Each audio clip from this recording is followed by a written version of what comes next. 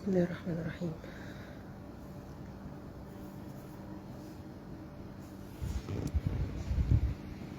السلام عليكم ورحمة الله وبركاته.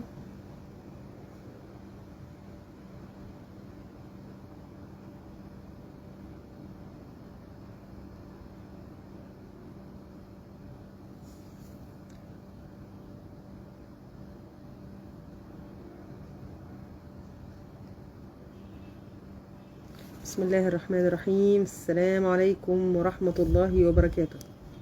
استنى بس لما نشوف شوية كومنتس عشان نشوف احنا ويل كونكتد ولا لأ.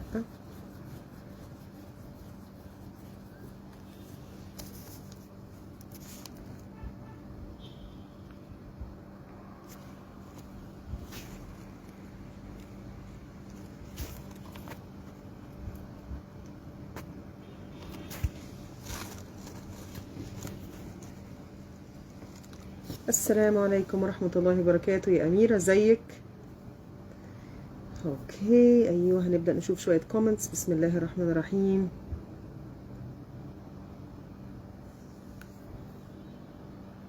اهلا وسهلا اهلا وسهلا. يلا هنبدأ في خلال دقايق، بس هستنى لغاية لما العدد يكتمل شوية.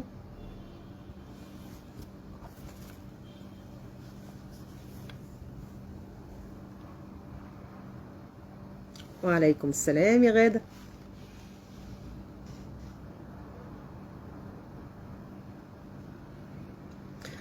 اوكي بسم الله، يلا نبدأ. السلام عليكم ورحمة الله وبركاته. في لايف يوم الحد، يا رب كلكم تبقوا بخير، يا رب كلكم تبقوا بعافية، يا رب كل الكرب اللي احنا حاسينه يكون الفيديو ده ممكن يبقى يعني سبيل الى الفعل العملي. نعمل ايه في الاحساس اللي جوانا ده جميعا، وايه اللي احنا ناخد بالنا منه، وايه اللي احنا نحذره، وايه اللي احنا نركز معاه، عشان احنا في فترة استثنائية جدا جدا جدا جدا في حياة البشرية عامة، بالذات حياة الناس اللي عايشة في الوطن العربي.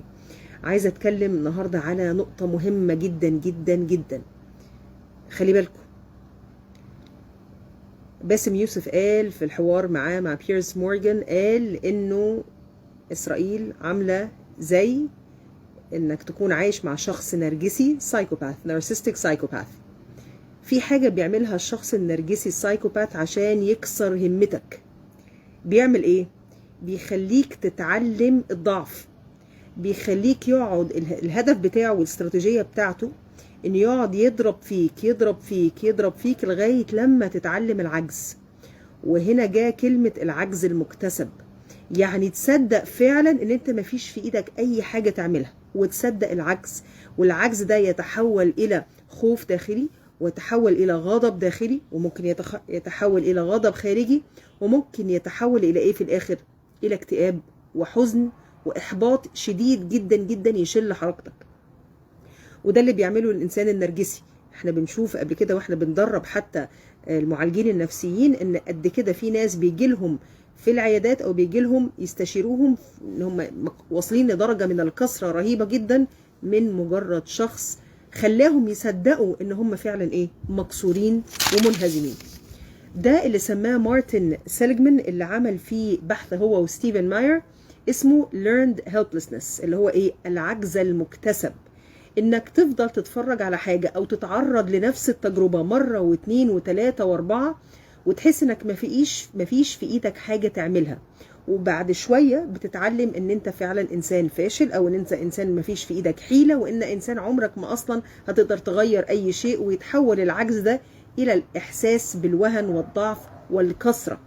فخلي بالك، لان هو ده الاستراتيجية اللي عايزين يوصلونا ليها، احساسنا ان احنا مفيش في ايدينا اي حاجة نقدر نعملها، وان هم سلطة اكبر مننا. ايا كان، هنشوف اسرائيل هي السلطة الكبيرة دي، او ان احنا هنشوف فكرة الشخص النرجسي اللي ممكن الانسان يبقى عايش معاه فيعلمك الكسرة والهزيمة.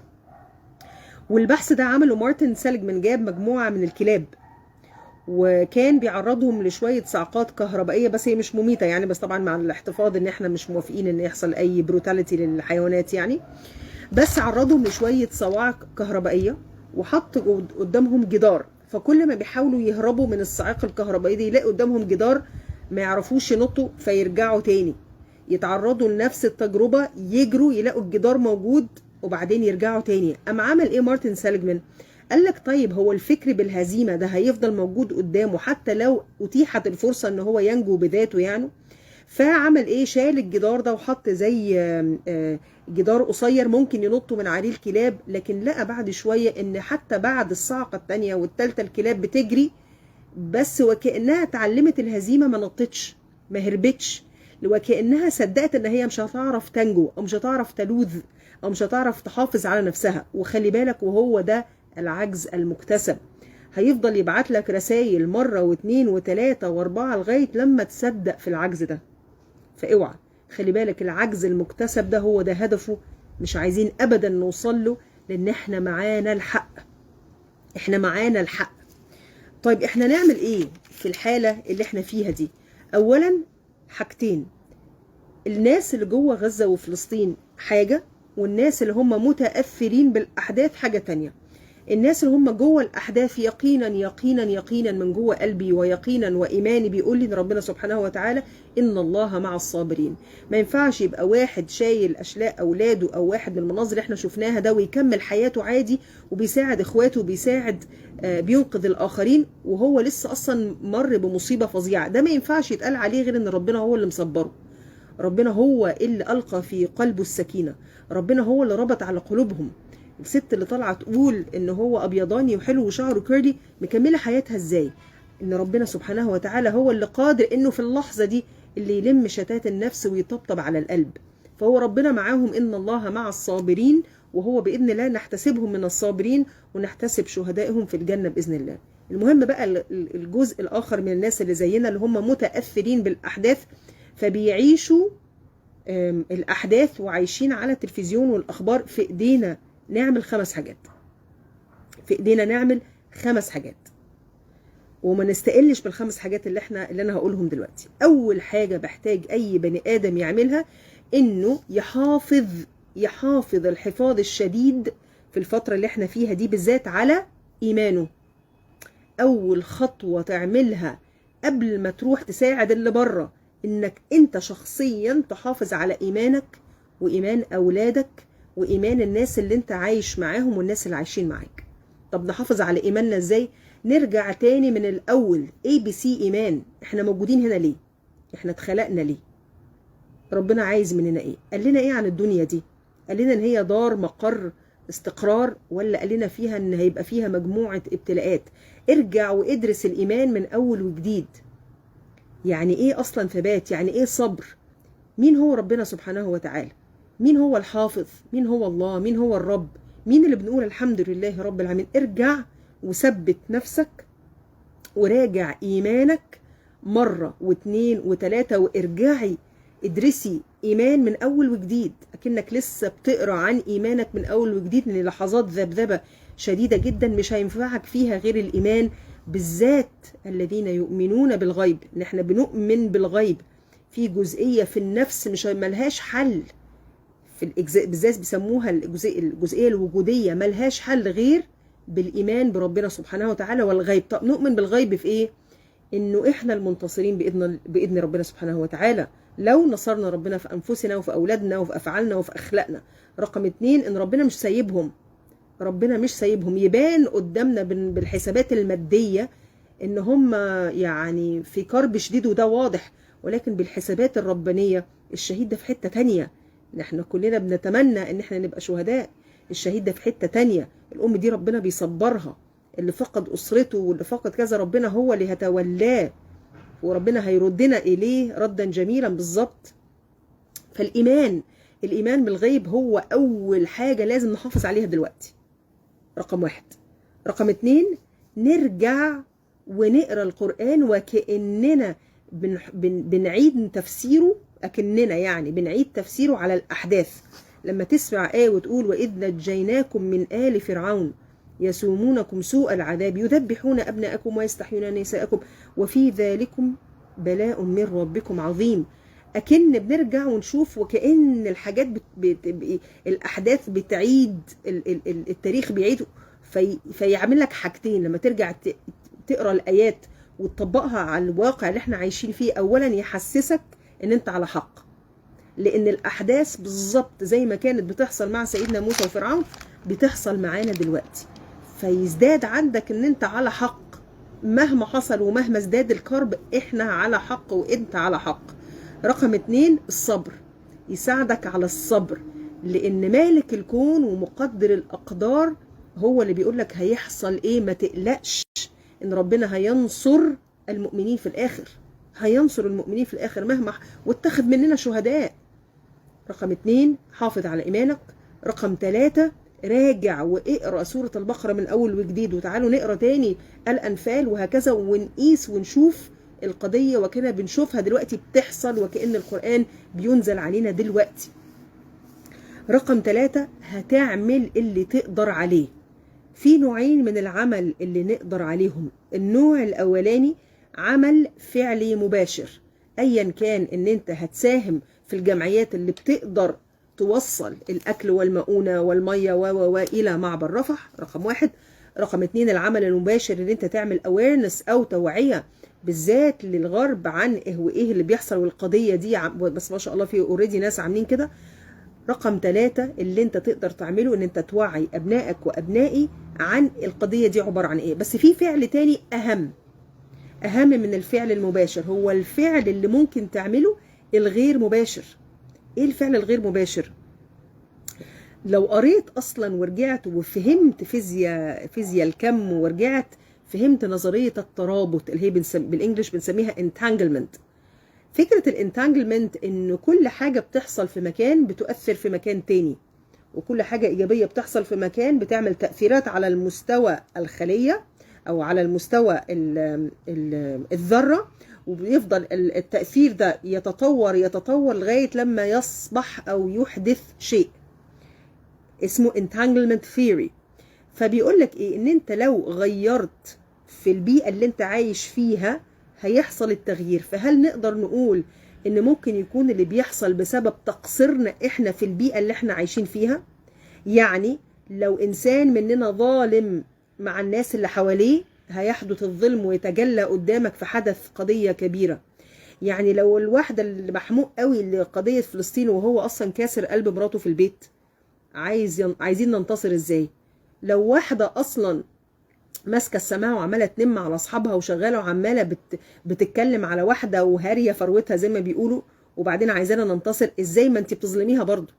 لو واحده تعب الناس اللي بيساعدوها في البيت او العمال او اي حد في مشروع او اي حد في وظيفه، وتعب الناس اللي معاه وبيقول احنا عايز انصر فلسطين، يا عم انصر نفسك، انصر ربنا اصلا في شغلك اساسا. واحنا بنفتكر ان الحاجات دي يعني ملهاش تاثير واحنا عايزين نعمل تاثير مباشر ونروح نجاهد وبتاع. جاهدوا في الدايره اللي انت فيها، جاهد في اخلاقك مع الناس، جاهد في تربيتك لاولادك، جاهد ان انت تدي مراتك حقوقها اصلا، وجاهد ان انت تدي اللي حواليكي امك وابوكي حقوقهم، وجاهد ان انت تبري اللي حواليكي. ما ده جزء من الجهاد، والله تاثيره مباشر مباشر مباشر. ان تنصروا الله ينصركم. وده يحسسك انك في ايدك حاجه تعملها، انت فعلا في ايدك حاجه ممكن تعملها، بس ما تبصش لبعيد ان انت لازم تعمل هناك، انت تبدا من هنا. احنا مش امه ماديه زيهم، احنا امه ما بنبصش على الحاجه انها ماديه، ما بنبصش ان هو لازم نعمل حاجه فلانيه عشان يحدث الفعل الفلاني. لا، احنا معانا ربنا، وربنا قال لك لو عملت فعل قد كده يؤثر على العالم بالمجمل. يبقى ثالث حاجه، اعمل اللي في ايدك تعمله، سواء كان عمل مباشر انك تروح وتساعد بالتوعيه او تساعد ان انت تبعت مؤونه او. رقم 2 العمل الغير مباشر، بس انا من وجهه نظري اقوى بكتير من الأعمال التانية، ودي النقطة رقم 3. نقطة رقم 4 لا تعتاد المشاهد اللي فيها دماء كتير. هي دي ممكن تبقى صعبة، لأن احنا بنبقى حاسين إن احنا يعني مربوطين قدام التلفزيون وكأننا عايشين معاهم الأحداث، فبننام واحنا مش عارفين. اللي مش عارف ينام أصلا، يعني بقاله كام يوم مش عارف ينام من الأحداث وهو بعيد، ما بالك الناس اللي عايشة هناك. بس اللي بيحصل شوية بشوية لما بتعتاد على رؤية المناظر الصعبة قوي قوي قوي، بتحصل حاجة في دماغك، بيروح الجزء اللي مسؤول عن تحليل المشاعر عندك اللي هو اسمه الأميجدلا أو اللوزة في دماغك، بيبتدي يبقى اكتيفيتد على طول. يعني ايه اكتيفيتد؟ يبتدي يبقى محفز بشكل مستمر. فيجي لك الفترة اللي جاية نوبات خوف كتير قوي قوي قوي، أو نوبات غضب شديدة جدا جدا، فتطلعها على الناس اللي مظلومة، يعني طلعها على الناس اللي حواليك، واتاري كل ده عشان انت مخك مش قادر او مش قادر يستحمل كم المشاهد الفظيعه. يعني انا جوزي بيخش علينا كل شويه بيقول لك كفايه اقفلي، يعني يعني كفايه ان انت تسمع، لكن بلاش رؤيه المشاهد الصعبه. انا عارفه ان هو بيخلينا حاسين باللي بيحصل، ولكن هو هيدمر قدرتك على المساعده اصلا لو فضلت كل شويه بتتفرج، وربنا منعم عليك ان انت بعيد.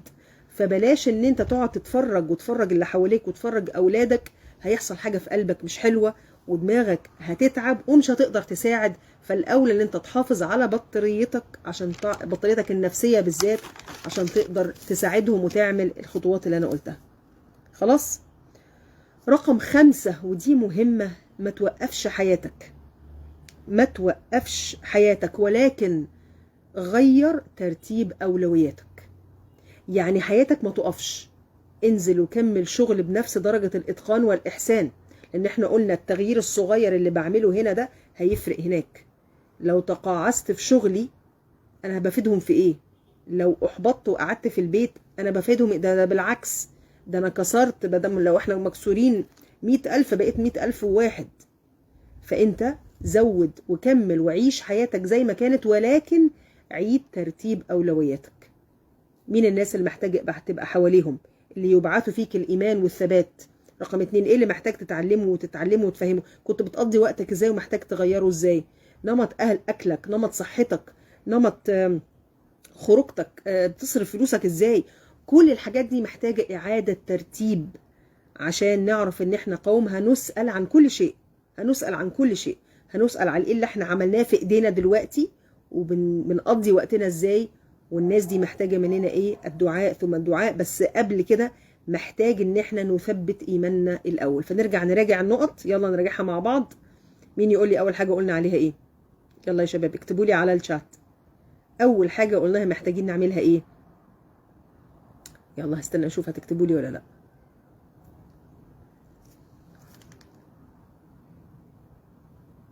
انا عارفة الواحد بيحاول، بس والله صعب طبعا طبعا. ولو ما كناش حاسين انه صعب يبقى فينا حاجة غلط. ولو ما كناش حاسين انه صعب يبقى فينا حاجة غلط. يبقى اول حاجة يا جماعة نراجع ايماننا. اول حاجة بالظبط يا نسيم، اول حاجة الحفاظ على الايمان. بالظبط رنا هشام. معنى الايمان ايه؟ هو الايمان. الايمان يعني نرجع ونسأل نفس الاسئلة الوجودية من الاول. احنا موجودين ليه؟ اين المصير؟ احنا جينا منين؟ جينا من عند ربنا. احنا بنعبد مين؟ الدنيا دي عبارة عن ايه؟ ربنا طالب مننا ايه؟ ربنا طالب مننا ايه في حياتنا دلوقتي؟ نقضي عمرنا ازاي؟ تاني حاجة يا نسيم برافو. رقم 2 مراجعة القرآن. الإيمان بالغيب. بالظبط يا علا، الإيمان بالغيب. نرجع تاني، آمن بالغيب. احنا مش أمة مادية، احنا أمة تؤمن بالغيب. مؤمنين ان ربنا سبحانه وتعالى معاهم في هذه اللحظة. مؤمنين ان هي مهما طالت مدة العذاب ولكنهم في نعيم بإذن الله، ويقينا يقينا مغفور لهم ما تقدم من ذنبهم وما تأخر بإذن الله، لأن هم بإذن الله شهداء عند ربنا سبحانه وتعالى بإذن الله. ده يقيننا كده، ده يقيني أنا شخصيا كده. فشايفة نظرة، أو يبقى عندك نظرة أنت شايفها الناس التانية المادية مش شايفاها. رقم 2 القرآن وتفسيره، كأنك بالظبط دلوقتي بيشرح لك الأحداث عشان تستشعر ان انت على حق. رقم 2 الصبر، لان القرآن وعده حق. خلاص. رقم 3 قلنا ايه؟ هنعمل ايه في رقم 3؟ يلا يا شباب هنعمل ايه في رقم 3؟ يلا يا ام جهاد هنعمل ايه في رقم 3؟ ها مستنيه اشوف. هتعمل اللي هتقدر تعمله في محيط السيطرة بتاعتك. عندنا حاجات نقدر نعملها مباشرة. يعني ايه مباشرة؟ هنبعت حاجات، هتبعت مية للجمعيات اللي تقدر تبعت، تعمل توعية للناس اللي حواليك، تعمل توعية لأسرتك، القضية عاملة ايه. بس في حاجة تانية أهم، التأثير الغير مباشر، ان انت ما تبقاش ظالم مع الناس اللي حواليك، ان انت تأدي حقوق الناس اللي حواليك، ان انت تراعي نفسك. بدنك عليك حق، نفسك عليك حق. ما هو كل ده حق وحقوق، لو أثرنا فيها يحصل التأثير. ونراجع نظرية الانتانجلمنت اللي قلت عليها بتاعة الكوانتم فيزيكس أو الفيزياء الكم. رقم 4 لا تعتاد المشاهد. بالظبط الجهاد في محيطك. لا تعتاد، عينك ما تتعودش على الدم، مش صح. اسمع الأخبار، حطها كراديو، شوف الأخبار، ولكن بلاش رؤية الدم مرارا وتكرارا. وبلاش ان انت تقعد تنزل الفيديوز فتشوف منظر اوحش واوحش واوحش. قلبك هيتكسر، مش هتعرف تتحرك، هيجيلك احباط، وهيحصل لك العجز المكتسب learned helplessness اللي قال عليه مارتن سيليجمان. فلا تعتاد المشاهد.